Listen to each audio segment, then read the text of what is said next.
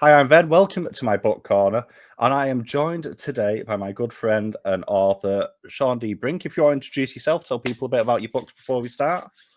Hello, everyone. I'm so happy to be here on Ben's Corner. And yeah, I just enjoy writing books. My sixth novel released late last year, titled Bound by Blood. It's kind of an unusual genre mix of, it's considered to be Christian horror. So I don't know what to make of that, but that's what it is. And I generally write speculative fiction, anything from fantasy, sci-fi, horror, uh, anything in the speculative genre. That's me. So I suppose the first question that I want to ask, because I've read Bound by Blood, I've read Pets for Legion, I've recently read My Gypsy War Diary as well. Finished that back end of last month. How does the writing process alter depending on the genre that you're writing? Because I've not read all your stuff yet, so I'm just wondering if there's any difference in the process of the actual writing itself as you switch genres around. To me, no. And the reason being is that I am not a plant. Some writers outline everything out and they write based on a genre. I kind of write by the seat of my pants. Okay. So I have an idea in my head and I just start writing. And sometimes it becomes a horror novel. Sometimes it becomes more sci-fi. Sometimes it becomes fantasy. Sometimes it becomes Christian. Sometimes it doesn't lean that direction as much. I go in with the idea that I'm going to write a good story, and I let the story kind of rule over me to a certain extent. So as to how it's going to play out as far as genre. So I'm as surprised as everyone else when it releases. I'm like, oh, okay, that's what it is. I love that. I love the fact that the first aim is let's write something good and go from there. And also, you've written a load of short stories as well. Before we get into the specifics, how does approaching a short story vary from a full length novel, so to speak? Because I presume the process is slightly different. Sure, it's quicker for one thing, obviously, but yeah, I've written everything from novel length down to, I think my shortest published story is 50 words long, and of course, yeah, there's going to be quite a bit of a difference in how you go about that, depending on how short the short story is, if it's flash fiction or a novelette or a novella. Kind of dictates how much time you spend on the process, really. I mean, when you write, like my shortest story was called Sugar Rush, 50 words long. That's barely an idea, and yet it's a story. It's got a beginning, a middle, and an end. And I wrote it in about 10 minutes from conception to submitting it to a magazine. And then I've got longer pieces. I've got some drabbles, which are 100 words. I've got flash fiction, which is usually 1,000 words or less. And it just, the process extends out from there. The longer the piece, the more time you spend editing, the more time you spend thinking about what's going to happen. The one thing that's constant through, regardless of any length of fiction, is it has to tell a story. So you have to have a conflict, you have to have a resolution, you have to have a beginning, something has to happen in the middle, and you have to have an ending. So in that regard, it's identical, but it's just how much time you spend thinking about it, how much space you want to put it into. And have you ever had a situation where you've started on something that you intended potentially to be short and it's then just ballooned outwards into something far bigger, or is that not something that you've quite hit yet? Usually I end up going the other way. Okay. I will end up, for example, I mean, almost you've read 3 of my novels, and I don't write, the novels you've read are not epics by any means, I wouldn't say. I think the Pets for Legion, Bound by Blood are about 75,000 words. My Gypsy War Diary is a young adult novel. It's about 65,000. But when I first write them, they were all close to 100,000 words. And then between self-editing and then having the editors at my publishing houses look at it, they say, oh, we need to cut this down quite a bit. And I'm glad they do, because it makes it stronger writing. I tend to overwrite versus underwrite. Fair enough. So we'll start with Bound by Blood then, which came out last year. That's right, isn't it? Mm-hmm. Yeah. So that's been described as Christian horror, which is a bit of a weird one for me. But when I've looked at a lot of horror, religion seems to be a basis for quite a lot of different horror stories and quite a lot of horror tropes as well. Why do you think that is? And why would you think it is for you? Why do you can't speak today? Why on like that and Pets for Legion have you sort of leaned into some of the religious aspects a bit more potentially? Sure. So your question is really two parts. Why is religion a trope in horror? And when I look at it, I look at the greater trope. So you've got horror and you've got religious horror, and really it all goes around the trope of good versus evil. I think that's what it all comes down to whenever you're looking at religious horror. When you look at The Exorcist or you look at any of those other well-known religious horror novels, that's what you have. You have essentially a good versus evil supernatural thriller horror novel, and that's what I enjoy that genre. So I tend to lean that direction. And myself, it's funny. Like I said, I don't tend to write anything specific. I just write something and find out what it is when it's done. And it does that also from a Christian aspect. So I am a Christian. I know and I'm not here to turn this blog into a Christian blog or anything. I'm just saying that I'm a Christian. And so that tends to come out in my writing. Yeah. I never sit down and say, I'm going to write a Christian novel. None of my novels, I sat down and said, I'm going to write Christian fiction any more than I sit down and I'm going to write a horror novel. Like I said, it kind of evolves as I write. But as a Christian, that tends to come out in my writing. So even, have you finished my Gypsy War Diary, did you say? I have. So you can see that it also has religious aspect, but it's not going to be as much as what you saw per se in Bound by Blood. So, it's just the way it ended up being, but it's still going to reflect on me. It's going to, what I am does come through in my writing to a certain extent in every book I write. Yeah. And what I really like with Pets and Bound for Blood as well, because I'm not religious, which is relatively well known. I have a very, very hit and miss approach with anything that falls under religious horror.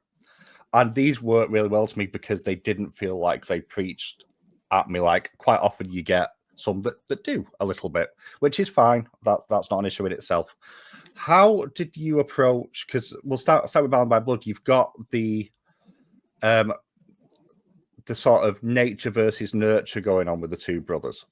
What made you think to kind of approach these two twin brothers as like the basis? Where did the inspiration for this one originally begin? Oh gosh, that is a good question.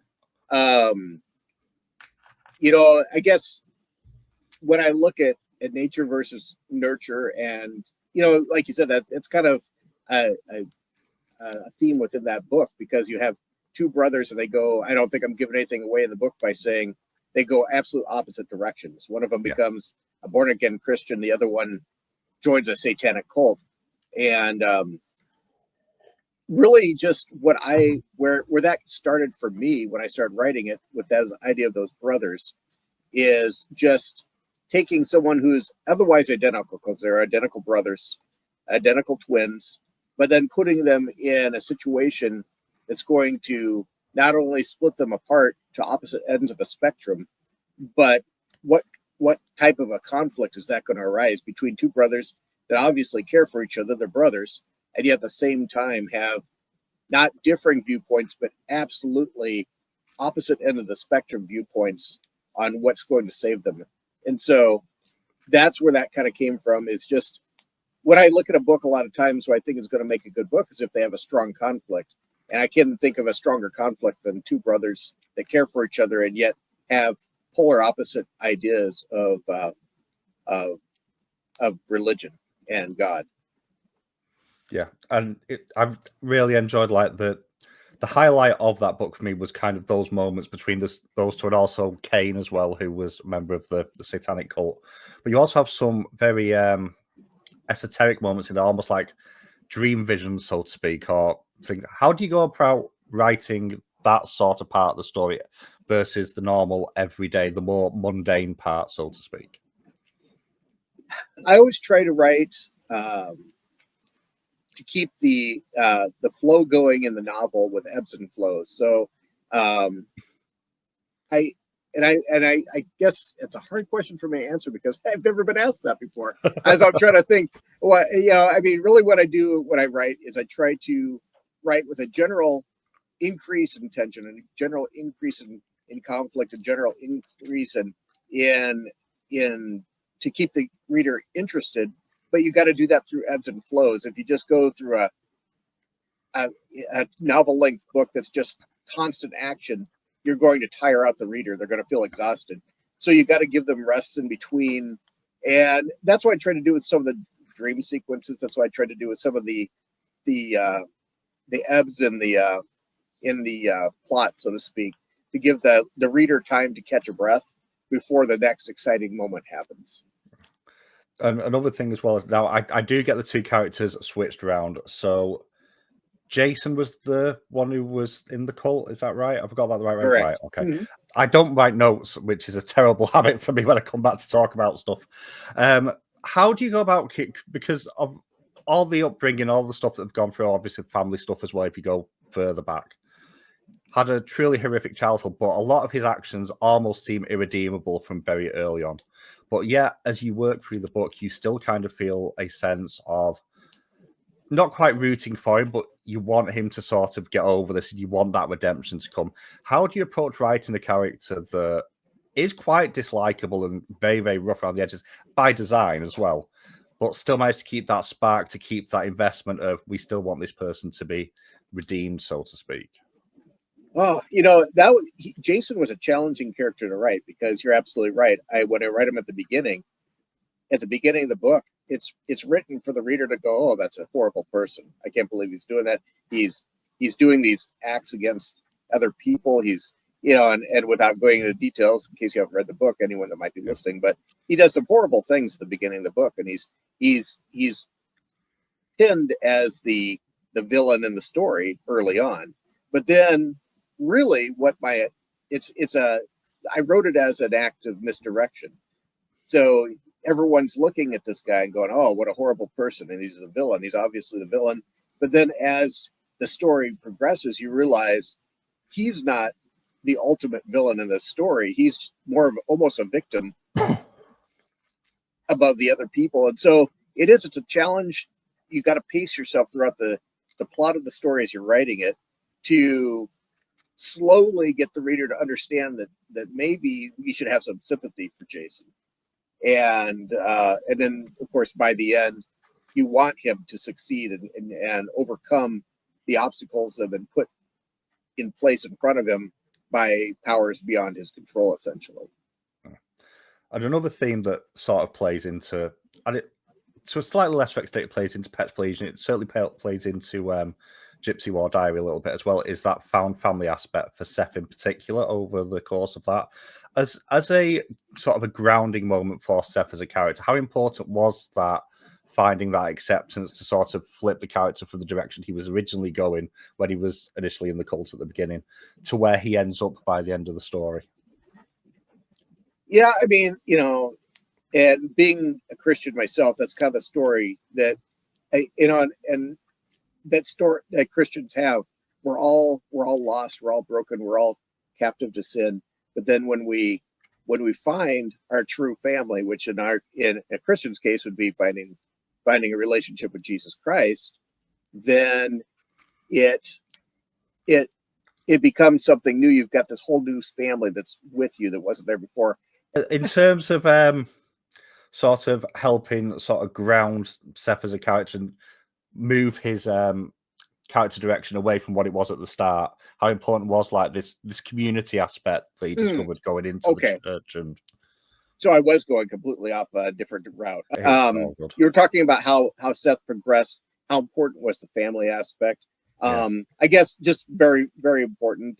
It gave him community, it gave him purpose, it gave him an avenue for redemption and forgiveness, which is very important aspects in this book.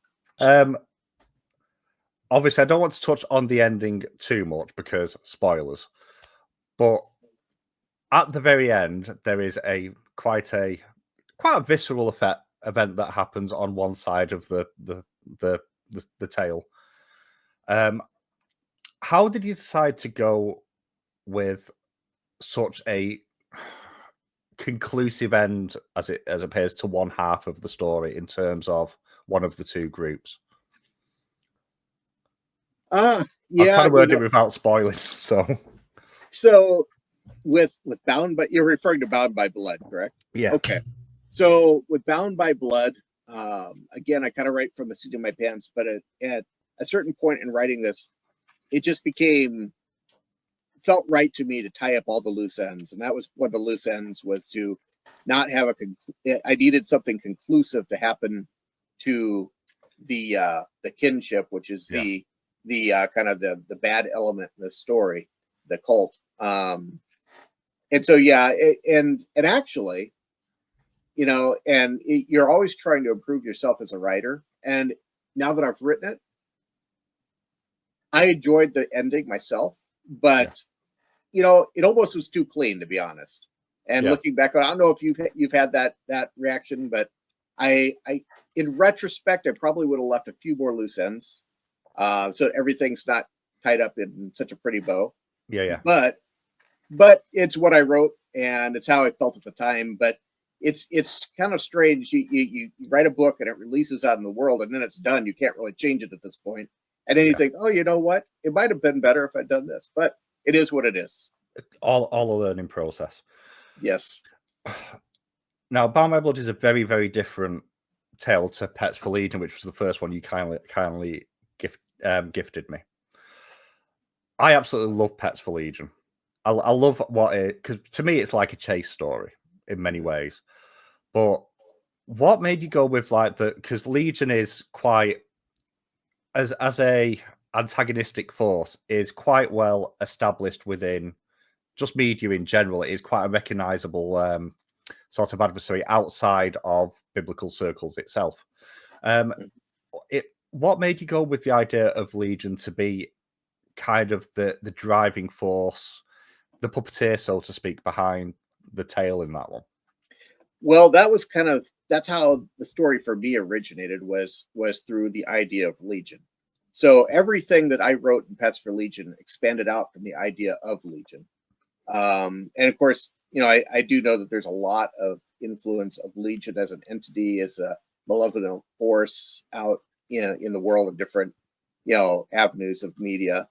I used the whole idea of that story came from a Bible story, and I won't go into real depth on it, but for those that want to know the origin of this story, in the Bible, there's a story where Jesus comes across this man who's possessed by demons, and he asks the man what the demon, or he asks, "What is your name?" But he's not talking to the man; he's talking to the demons. And the demons answer, "Our name is Legion, for we are many." And so, what in the biblical story, what Jesus does is he's going to cast the demons out of this man. But the demons beg him not to just cast him into the abyss where they'll be punished. They ask, there's a herd of pigs nearby. And they say, "Can we go into these pigs?" And Jesus gives them permission to do that. So they go into the pigs. Well, that story, from that story, the whole book of Pets for Legion came, because what my mind said, and for my author mind, is, okay, these demons went and hurt a pig. And by the way, then the story continues with the pigs immediately go nuts and they run into a lake and drown. So the pigs are dead. Well, the demons, they can't die, right? So they're not dead. So what happened to the demons? And that's where I placed them, in a small town in northern Iowa in the United States.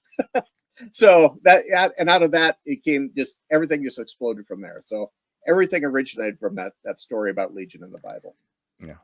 And the character of Clay in there, I absolutely love that character. Obviously, so atypical to everybody else in the book as well. Where's the inspiration for that specific character come from? Because it feels like it's pulled from a few different sources. I'm just curious where that came from. Yeah, Clay was fun to write, just because he's for those that are listening in, Clay he's somewhat simple-minded golem, essentially, creation made out of clay, which is where he gets his name. And I just got the inspiration a lot of times. A lot of it came from just historical references to golems in Jewish and Hebrew and Christian literature, and seeing traditionally what a golem was and how they behaved, and they really were considered to be like servants. They were created in Hebrew literature to be servants and to not really ask a lot of questions but just obey.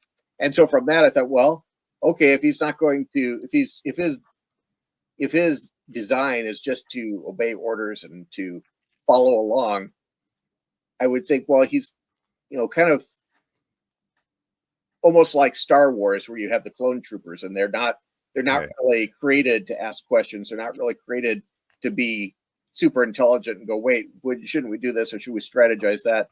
Just follow orders. And so that was kind of my inspiration for Clay, was just the traditional references to golems, and like I said, probably a lesser extent, watching Star Wars too many times.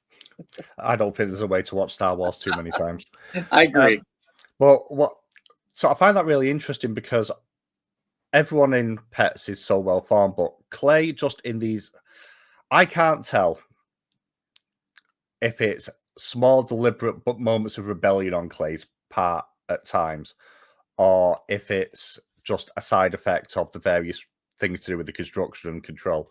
But for such a blank slate, so to speak, which is why the name Clay works so well as well, the amount of, there's just an aura about that character that I absolutely love. And there is a level of personality there that you kind of don't expect, which I think is really, really well done for something that is basically a blank automaton that's there to do things. How, in terms of the sort of dynamic between Clay and the agent of Legion and Legion itself, without again spoiling anything, how did that sort of triumvirate work in terms of getting them to work together, and also in terms of because Legion and their sort of herald are quite antagonistic towards each other. Was that a deliberate choice on your part, or is it just a side effect? So as you began to write it, it just became a case of actually that just works really well, and the ambition side of things? Yeah, I would have to say I lean towards the latter on that. It wasn't something that I had anticipated, but as I continued writing, it just kind of became natural that some of these things were occurring, and so this antagonistic feelings were entering into the plot. So I just went with it. And also, in terms of, I had a question in my head and it's just ran away. What was it? It'll come back to me. It'll come back to me in a bit. And then, obviously, you've set this in the small town in Iowa. You've got a lot of subtleties going on there as well. There's a lot of subtle moments that quite a lot of books kind of miss when you've got stuff like this going on, where all this stuff's going on and you sit there going, the world would notice this, but there's enough subtlety in like the writing and some of the influences there that sort of explain that away. How, in terms of like the research into these areas, are these areas based on places that you're from or that you live, or have you done a lot of research into these sorts of areas? Because obviously, from memory, it's the Lutheran church that they end up going to as well, and you've got stuff like that. How much this is your personal experience of these areas, or how much actual research goes into these sorts of locations? So a lot of this is based on my personal experiences. So first of all, and try and pack the questions into more manageable parts. Why the book is set in a small town in northern Iowa? That's kind of a inside joke, regional joke. I live in Nebraska. For those of you that aren't familiar with the United States, Nebraska is just mostly rural state in the middle of the United States. And right next to us is the state of Iowa, which is also more or less a rural Midwestern state. And there's a rivalry between us. And it's a friendly rivalry. It's just, especially between eastern Nebraska, where I live, and western Iowa, because there's a river that separates us, the Missouri River. And we tend to act like Nebraska. See, I'm from Nebraska, so I will say Nebraskans are awesome, and Iowans, well, the Iowans are just, they're Iowans, and they would say the same thing about us. And I don't even know where this started or how it originated, and it's nothing specific. We just act like Like if someone cuts you off on traffic and you notice they have an Iowan license plate, you might say, "Oh, well, they're from Iowa. What are you going to do?" And it's all in fun. There's no credence to it whatsoever. But so being from Iowa, I set my town in northern Iowa just to punish that state. And then I love that. And if I was in Iowa, I probably would have made the town in Nebraska somewhere just to laugh it up. So yeah, that's it. And then my as far as the church references, that there was a lot going on in an old Lutheran church, and some of the things that was in this church. My father is actually a retired Lutheran minister, and like I said, Nebraska is very rural. And growing up, there was a lot of churches out in the middle of nowhere, just out in farmland, and it would just be an old 150-year-old church, which I know in Europe where you are 150 years isn't very old, but here it's pretty ancient. That's about as old as we go. So, we go out to these old country churches, and my dad would sub because these churches wouldn't have a pastor of their own, because it's hard to get a pastor to want to go out to the middle of nowhere and just live out there and pastor these churches. So there was a shortage. So my dad and the other pastors that were in towns would rotate out and sub. So I would go with him when I was a child. And I remember these churches, and they were built mostly by German immigrants, which I think I referred to. There's a statue in there. It's a blonde-haired, blue-eyed Jesus, which I, even as a kid, thought that was kind of funny. But all these churches had that, and even as a kid, it's like, wait a second, wasn't Jesus the historical Jesus from Palestine? Yeah. And so I thought that was comical even as a child. That's kind of funny. But it's how these people related to their faith, because for them, Jesus was, blonde-haired, blue-eyed, because they were Germans. And so a lot of that came from just my personal experiences growing up here in Nebraska in a rural setting. So that fascinates, because obviously I'm from the UK, which everything's been here for even the railways are 300 years old at this point, which is why they're all broken. But every day when I walk to work, I walk past a church that is over 100 years old. Every day. I don't even notice it at this point. And there's multiple churches. There must be 5 churches within 3 miles of where I live, which is insane to me, considering it's not a particularly religious nation anymore, the UK. And that sort of difference, when we were discussing the architecture and everything, that was all so fascinating to me because of how different it felt. And the idea of these sort of rural churches kind of blows my head a little bit, because here in the UK, quite often, the church will be built and then the little town forms around it and then sticks, and it never goes, it just gets stuck in time. Well, that was fascinating, hitting that sort of aspect. I'll touch on Gypsy War Diary slightly as well. That's a young adult novel. I'm right about that answer. So the protagonist in that one is very, very different to our protagonist in Bound for Blood and Pets for Legion. Do you want to talk a little bit about the direction you went with that character? Because they are... I'm going to get the word wrong here. They read like they're somewhere on the autism spectrum or similar to that. What made you write a character like that specifically as the main lead POV character? Sure. So my Gypsy War Diary was a lot of fun, and it was very fulfilling for me to write, because the town's set in Norfolk, Nebraska, or the book is set in Norfolk, Nebraska, which is a real town here in Northeast Nebraska. In fact, it's my hometown. So I grew up in that town in the 70s and the 80s. And that character was the main character, the protagonist, was very loosely based on myself. So, I mean, a lot of the things that you see this kid struggling with in the book, I struggled with. Now I exaggerated a lot of it. I mean, I've never been tested. I don't think I'm on the autism spectrum. And I agree with you. When you read this character, there are times when you're like, okay, his brain is definitely wired a little bit differently than the most. Yeah. But yeah, that book actually started out. I didn't, like I said, I just write to write, and I started writing that out for my own self. I wasn't even planning on publishing it, because it wasn't even really a story. It was just memories I had growing up in Norfolk, Nebraska. And a lot of the stuff that you'll read in there, for example, there's a lot of scenes where you're down by a river that runs through Norfolk. And that's where we used to play. We used to always go out there. We built forts, and we got in trouble once for sneaking underneath the city into the drainage system, and then we blew up a bunch of fireworks, and the city came down and yelled at us. Things like that. So but a lot of that plays into the book, because if you remember, there's a lot of those types of scenes. And then, of course, I changed it around. Once I started writing it, I was just writing memories of myself.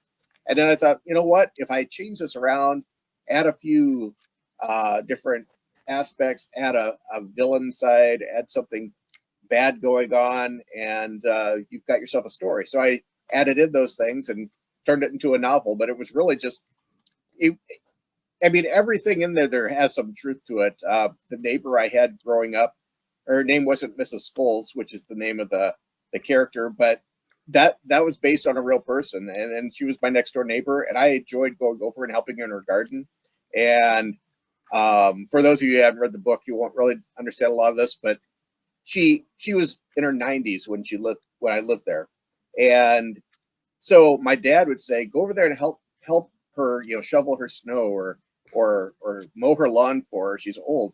And every time we'd go over there, she would stop us, me and my brother, and they'd say, no, I have my boy coming to do it. She always referred to him as my boy. And I'd feel bad because a 75-year-old guy would come over and do it later. And it's like, well, he shouldn't have to do all that work. But that's where the whole idea of the son and everything in this book came from. And I'm probably rambling to the person that hasn't read the book yet, so I'll stop. But there's a lot. Everything in there has some truth from my childhood, actually. Oh, I love that. In terms of, there's a couple of twists in that book, and a couple of them really took me a little bit by surprise because I thought I had it figured out, and then I didn't. How do you go about laying those little, not red herrings, because there was some truth in all the theories I came up with, but how do you go about sort of obfuscating the truth a little bit so that when the twist happens, it actually lands like you intend it to? I look at writing almost like doing sleight of hand magic, which I cannot do sleight of hand magic, but I'm always mesmerized by those that do, where you'll be looking off to one direction, and the whole time the magician is doing something way over on the other side that you're not seeing until he wants you to see it. And that's kind of the idea that I try to take over when I write a book. Is I'm constantly trying to, you have this plot and you're trying to build up the suspense and everything else, but at the same time I'm trying to get the reader to look over here, but really what I'm doing is I'm palming something over here, and when the moment's right, I'm going to release it so that you can see it. And that's really what I think of when I write these twists, is just misdirection until the exact moment where I'm going to get the most effect from it, and then release that into the writing. Yeah, because what I really like, and I'm obviously not going to spoil it, but I had like 3 theories towards the end of the book, and I was partially right on all 3, but they were all separate.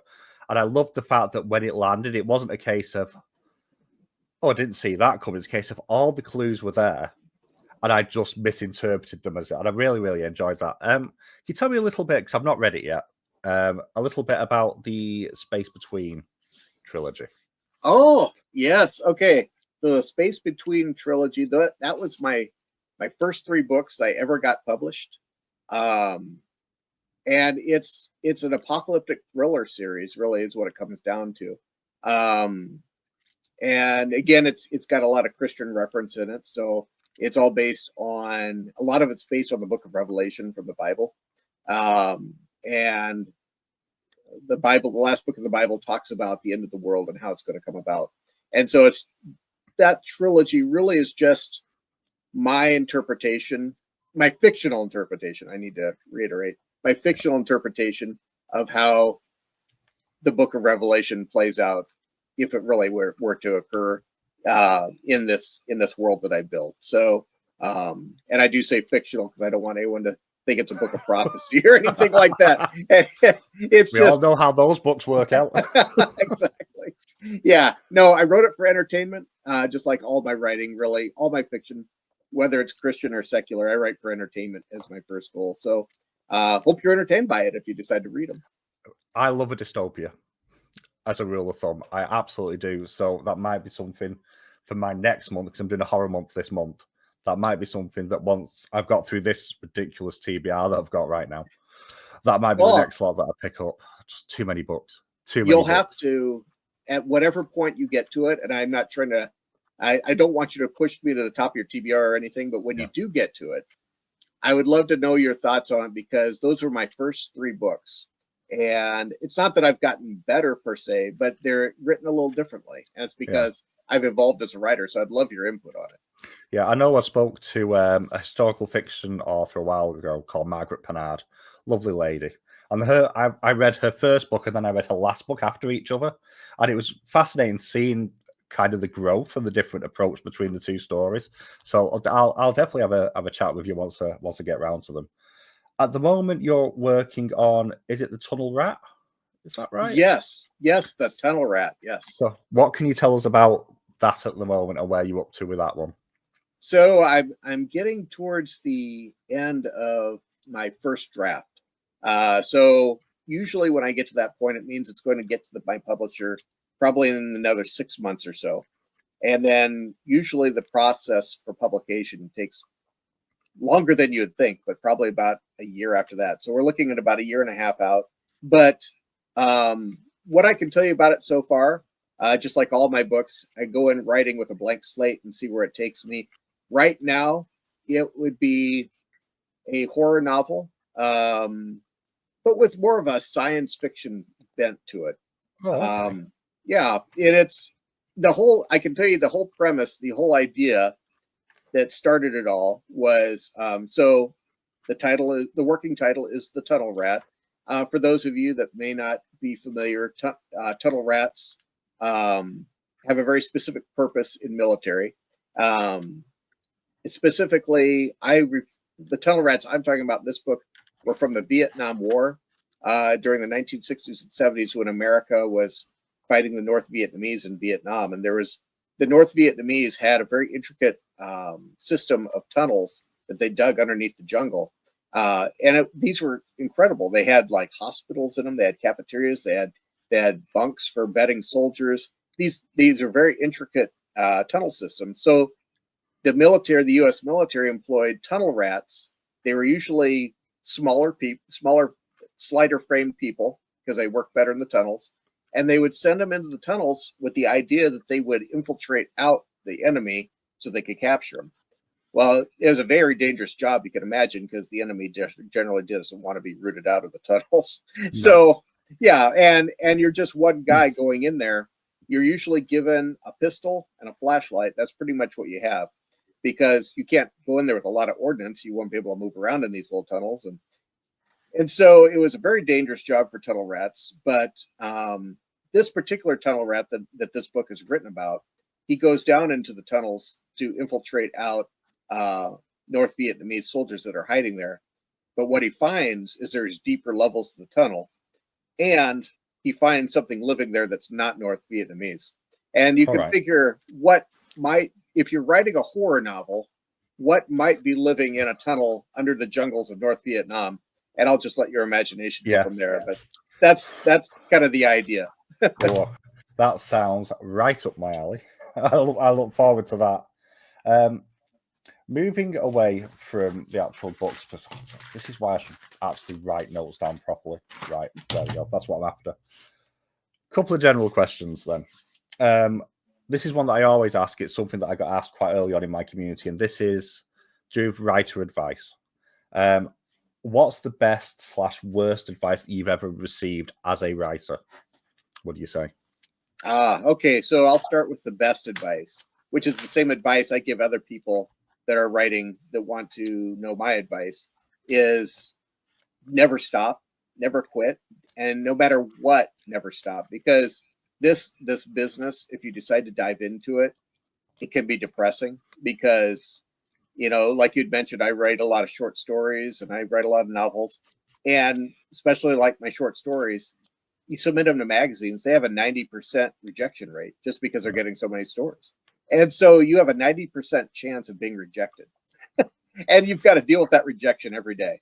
And so no matter how many times you get rejected, no matter how many times someone might tell you that you're not cut out to be a writer, no matter how many times that happens, don't stop and just write for yourself. And not saying you should write for yourself to not get your writing out in the public, but write for yourself because that's how you'll keep writing. That's how I kept writing. Especially before I was published, I was my reader, like, oh, and I was a very good fan of me. And because, I had no one else reading my books. And then eventually, if you don't stop and you keep writing, you get better and better. The space between, I said, was my first book that got published, but I'd written 4 or 5 novels before that are just sitting in my drawer because no publisher would take a risk on it because they weren't very good, to be honest. But you get better and you get better. And the more you practice your craft, you get more effective at how to write and how to write scenes and how to write plots and how to increase, tension and everything else. And eventually, if you continue and don't stop, you will start getting more acceptances and less rejection and receive some validation as a writer. And that's why I always tell people that's the best advice I ever got. That was a very long-winded answer, but that's it. My worst advice was actually from a writer who meant well. Years and years ago, I was at a convention and I was actually selling books as a vendor. And the guest of honor was a well-known author, and I got to hang out with him a little bit. He was a really nice guy, and I don't mean anything disrespectful, but he told me once, he's like, your books are such niche that you're never going to sell many of them. And I said, oh, okay. And then I was also in my late 30s. He also said, if you don't, and I don't know where he came up with this number, but he says, if you turn 40 and you still don't have anything really out there that's really selling, then chances are you're never going to make it. And I don't know why he said that. Or if he was joking. And I don't take it personally. I think we were in a conversation and he might have just said something. But that really affected me negatively for a long time because I was in my late 30s at the time. I'm like, oh man, I guess I may not ever make it as a writer. And it was very defeating for me, deflating. So never listen to any other, even if you think they have credibility. If Stephen King himself comes to you and says, you can't make it as a writer, not that he would say that, but if he ever said that to you, just nod and smile and don't let it affect you that way because anyone can be a writer. You just got to stay at it. Yeah, I love that. I can't read my own handwriting. There we go. Have you ever suffered from writer's block? And if you have, how did you manage to overcome it? I haven't suffered from writer's block for years. But when I was new, I think it's something, again, that you learn how to overcome. And when I was new, I would get stuck. I would be writing and being someone who doesn't outline my books, I just write and see what comes out. You can write yourself into a corner where you're like, okay, now what happens? And really for me, it was goes back to that advice I gave earlier, never give up, never stop writing. The more you do it, the more you'll learn how to work around those corners or to break down the right wall so you can move forward. And that's really how I got past writer's block. And now I don't really ever have it. In fact, I have so many ideas lined up in my head. It's the opposite problem. I have to write down my ideas because there's so many of them that I can't write fast enough now. But it used to be, you'd get stuck and you'd like, well, what do I do? Well, don't give up. Just keep writing. Try different scenarios. Try different workarounds. Think outside the box, and you can work around whatever's holding you up. Awesome. Speaking about the books that you've got sort of in your cupboard that you've never had released, just vague curiosity. Have you ever tempted to go back and revisit them and go, you know what, I had a great idea here. Can I repurpose and make them into something more workable now that you've got that little bit of extra experience under your belt? Yeah, I've gone back, and it's funny because I've never gone back seriously doing that. For one thing, it's a lot of work. And by saying that, I mean, it's not even like I can pull it up here in my computer and try to edit it. My first 3 novels I wrote on a Smith Corona typewriter. So they're not even saved on a computer anymore. It's literally a ream of paper sitting up in my attic, collecting dust and yellowing. And I have on occasion over the years opened it back up and I'll start looking at it a little bit, and it's, to be honest, I've gotten so much better. There's a reason why those books are never picked up by publishers. I'm just going to be honest with myself, they weren't that good. And so, and it's not the plot wasn't good or anything. It was just I hadn't learned how to write in a way that entertains the readers to the point that a publishing house want to take the risk. So the reason I haven't done that is I've got so many ideas in my head now. So why should I go back to those old pieces and have to start at the snail's pace of, first of all, putting it into a computer, and rewriting it and trying to figure out how to work around all the plot holes and everything else I had in those. So, yeah. But again, the old advice, I never stopped, and I don't think anyone should. A couple of like random ones then. Do you have a favorite character that you've written? I have. Geez, yeah. Wow.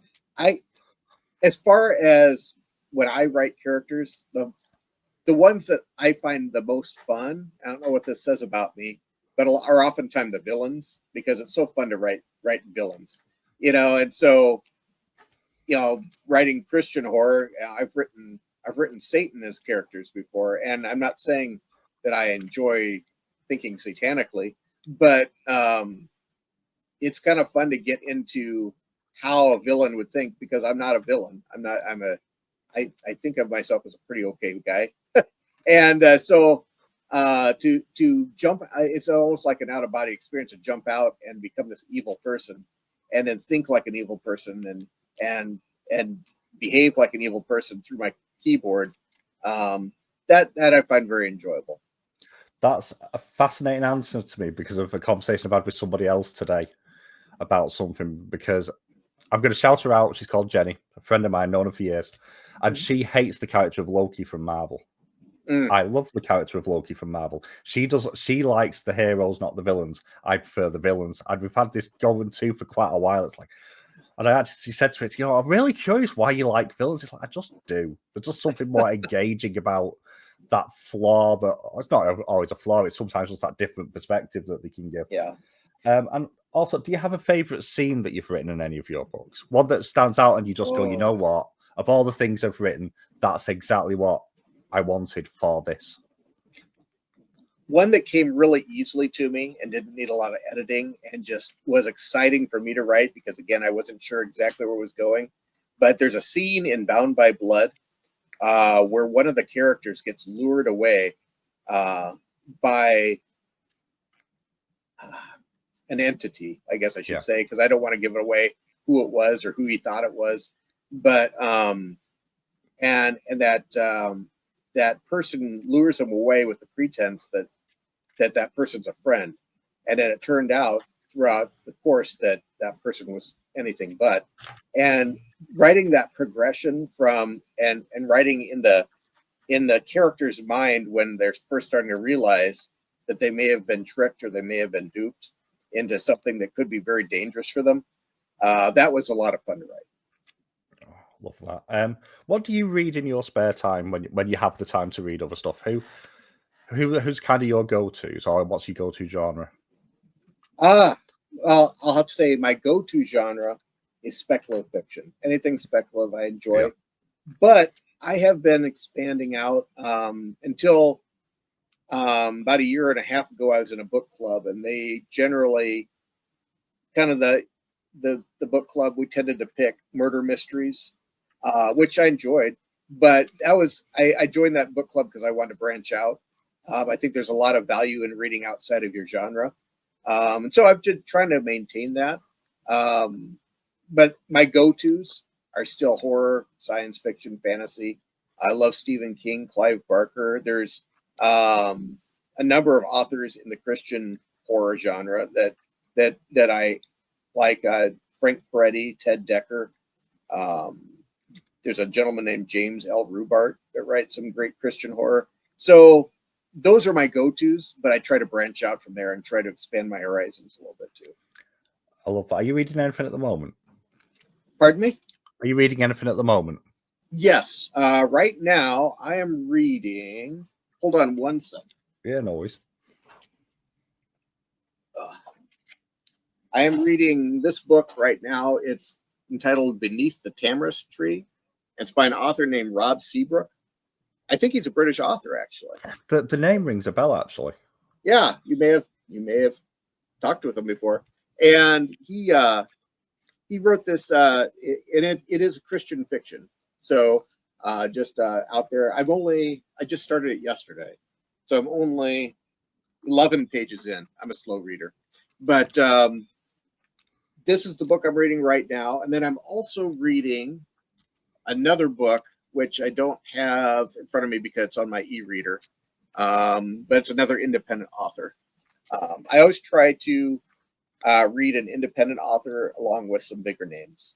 I found a lot of value in that as well. Just seeing there's some great indie authors out there. A lot of people tend to think indie authors are somehow a notch below the big names that are in the big publishing houses, and it's simply not true.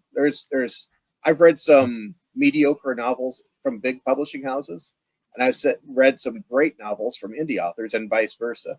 So so that's what I've been trying to do, is always trying to read 2 books at a time, one from a big name and then one from a smaller indie press.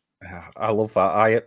This year I first started reading indies, I think about this time last year, because there was a book subscription box here in the UK. It's now in the US. It's emigrated and doesn't send over here, unfortunately, anymore.